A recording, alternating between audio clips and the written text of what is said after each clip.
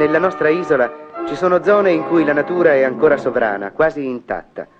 Sulle sue vicende, sulla sua presenza, sono regolate non solo le stagioni dell'anno, ma anche le stagioni dell'uomo.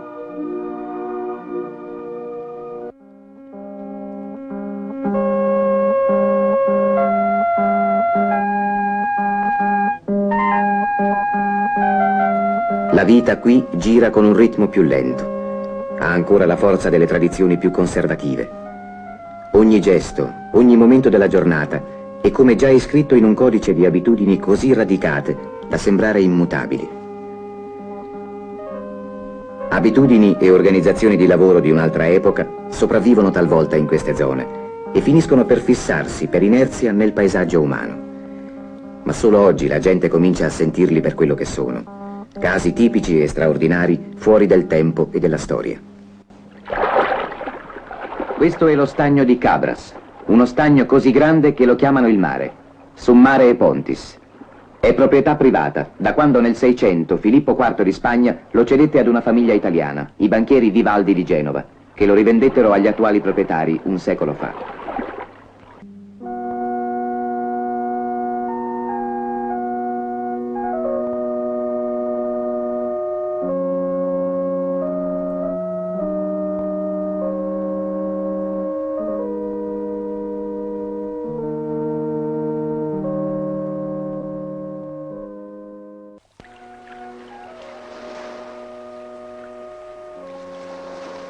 Tutti quelli che lavorano nello stagno debbono accettare un complesso codice di disposizioni e sono inquadrati in speciali gruppi di pesca, detti colleghe, e distinti in categorie ben precise, a seconda del tipo di barca e degli strumenti che sono autorizzati ad usare. Questi si chiamano bogheris e possono pescare solo con piccole chiatte di legno e reti da posta.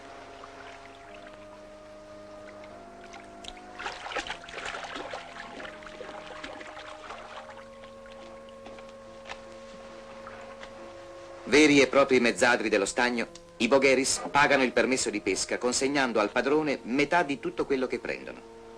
Per questo, quando sbarcano, c'è sempre ad aspettarli un uomo del padrone, che chiamano pesargiu, perché tocca a lui pesare il bottino e dividerlo in due, metà a loro e metà al padrone.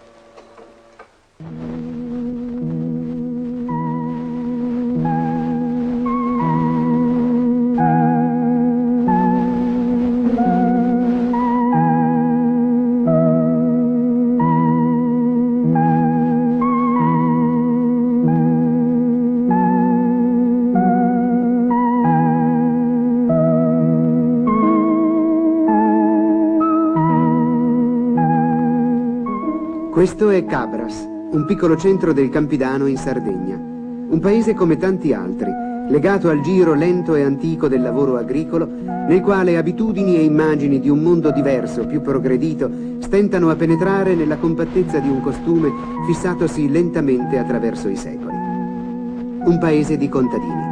Ma entrandovi si viene colpiti dall'insistenza con cui il discorso torna ogni volta sulla laguna vicino al paese, o meglio su quello che qui, come in tutta la Sardegna, chiamano lo stagno di Cabras. Io non pesco con le reti, perché io sono un pescatore palamitaio e pesco con le fiocine e col palamito e pesco anguille e pesci. Non siamo autorizzati noi dal padrone a pescare con le reti. Noi usiamo sempre il fassone, lavoriamo sempre con le fiocine, ancora ugualmente col palami. Ci sono le colleghe che sono a mezzadria con le reti. La pesca nello stagno si presenta così, organizzata rigorosamente secondo un sistema di obblighi e di divieti che crea una situazione umana tipica e esclusiva di questa zona.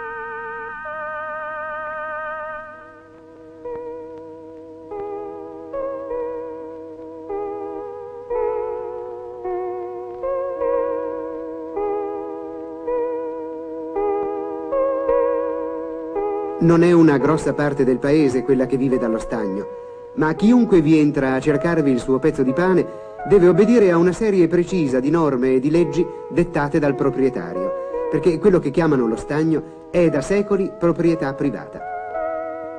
Tra pescatori e padroni c'è solo un rapporto di dipendenza o di mezzadria, una posizione subordinata. Eppure essa appare perfino invidiabile a chi è costretto a vivere ai margini di questa organizzazione del lavoro, ai più poveri, i più diseredati fra tutti i pescatori di Cabras, quelli che chiamano i palamitai.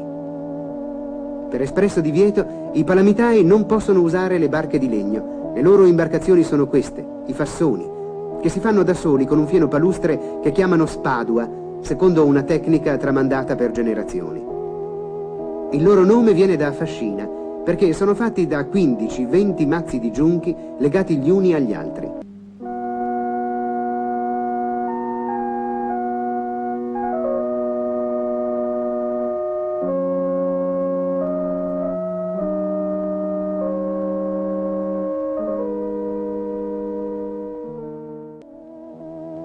Uno studioso, il von Bayen, le ha classificate uniche al mondo e le ha avvicinate ad altre antichissime imbarcazioni, come quelle del lago Titicaca nel Perù o a quelle di Dikoa nel Golfo Persico, autentiche sopravvivenze della preistoria. Ogni mese bisogna rifarle da capo, perché i giunchi si imbevono d'acqua e non galleggiano più.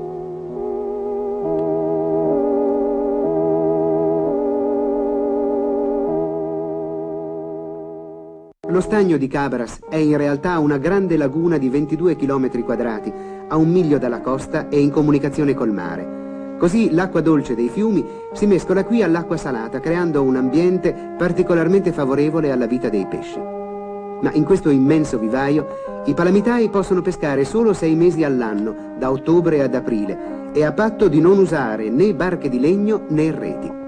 E il luogo di pesca non lo scelgono loro, ma sono gli uomini del padrone a sceglierlo e indicarlo giorno per giorno. E anche l'attrezzo di pesca viene loro imposto di volta in volta, il palamito o la fiocina. Di solito i palamitai pescano con le fiocine lungo i bordi dello stagno, dove l'acqua è più bassa, manovrando l'attrezzo alla cieca, cercando di colpire nell'acqua torbida e fangosa i pesci che se ne stanno acquattati fra le erbe del fondo. Così ogni tanto può incappare fra i denti della fiocina un saporito muggine, ma molto più spesso si tratta soltanto di pesci poco pregiati, come le carpe. In pratica, le limitazioni imposte ai palamitai rispondono all'esigenza dei proprietari di sfruttare razionalmente la ricchezza dello stagno. Così essi vengono messi nelle condizioni di pescare solo quello che resta al di fuori, anzi, solo quello che viene trascurato dai sistemi di pesca più fruttuosi dei mezzadri e degli uomini del padrone.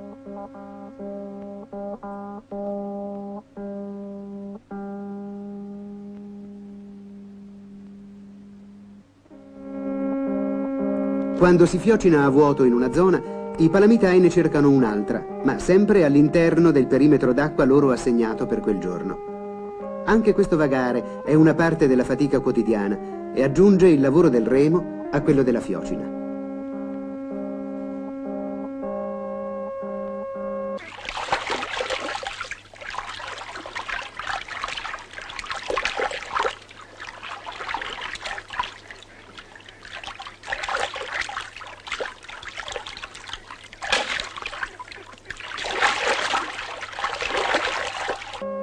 I palamitai vanno sempre insieme, 10-20 per volta. È la tecnica della pesca che lo richiede, perché quando si trova un pascolo di pesci, il cerchio delle barche, stringendosi, li convoglia tutti verso il centro e la fiocina può battere colpi più sicuri.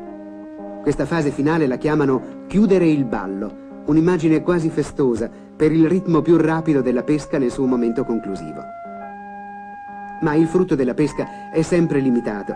Messo insieme com'è di pesci cercati a lungo, tirati su uno per uno, spesso pagati più di quel che valgono.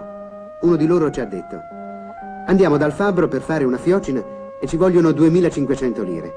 Alle volte usciamo una sola giornata, picchiamo nel forte, sulle pietre del fondo e dobbiamo tornare dal fabbro un'altra volta e sono ancora 1000 lire. Per la stagione di pesca, in più, i palamitai devono pagare un canone al proprietario, un canone modesto di 40-50 mila lire, ma che non è poco per i pescatori e restringe ancora il margine del loro povero guadagno.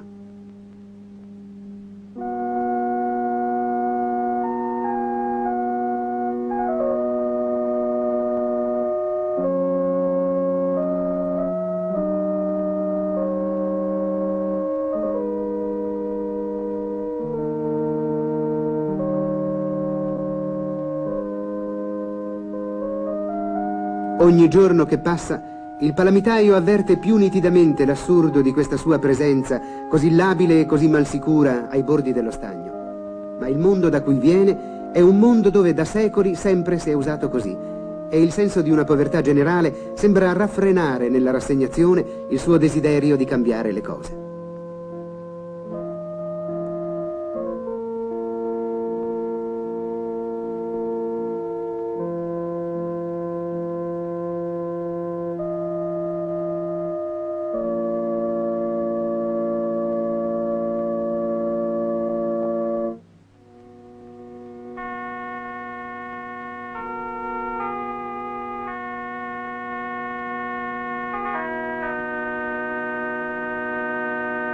Allo sbarco si fa il conto del pescato. Sono quasi sempre pesci di poco valore che si vendono a poche lire il chilo. Una pesca di poveri per il pranzo di altri poveri. Sicché dalla lunga fatica della giornata non resta alla fine che qualche manciata di denaro, strappata quasi furtivamente al grande latifondo marino. Prima d'andar via bisogna tirare in secco i fassoni e sollevarli con la punta in alto, in modo che possano asciugare e durare un po' più a lungo.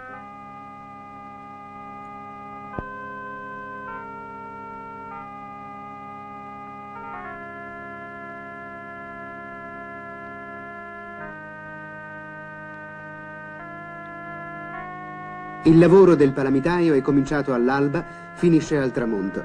Solo una lunga giornata di pesca dà infatti il minimo del guadagno necessario per vivere. Ma questa è la legge di tanti in un paese come Cabras, dove ogni pezzo di pane è conquistato con la fatica. Una condizione umana che sembra riflettersi anche più chiaramente nell'immagine di chi tira la vita raccogliendo le faticate briciole che lascia cadere sul suo tavolo la grande ricchezza dello stagno, come fa il palamitaio, povero e antico spigolatore delle lagune. Una vita mezzo brutta perché non si guadagna tanto, perché c'è la spesa, è troppa, gli ami insomma, e l'esca è troppo cara. Senta, oggi quanto ha pescato? Oggi 6,5 kg. E lei ha intenzione di continuare a fare questa vita? Eh sì, perché non si trova lavoro. Dove vuoi che vada a lavorare? Sempre allo stagno devo andare. Tocca andare sempre allo stagno a pescare. Sono obbligato a fare questo mestiere. Per me è come un'eredità. Tanti di noi ci vanno. Ci abbiamo i bambini a casa, ci abbiamo. Sono portato a fare questo mestiere perché è mia vita.